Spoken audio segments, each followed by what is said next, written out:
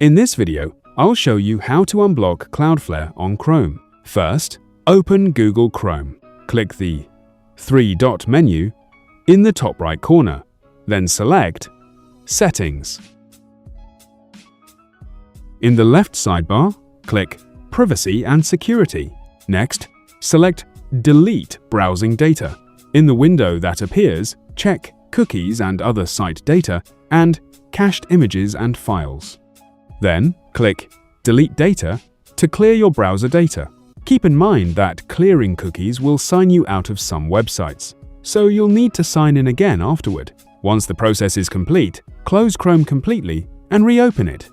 Now, try visiting the website that was showing the Cloudflare error. If the issue still persists, make sure your internet connection is stable. Disable any VPN or proxy temporarily, and check that your device's date and time are set correctly, as these can also cause Cloudflare verification issues. And that's how you can fix Cloudflare issues on Chrome.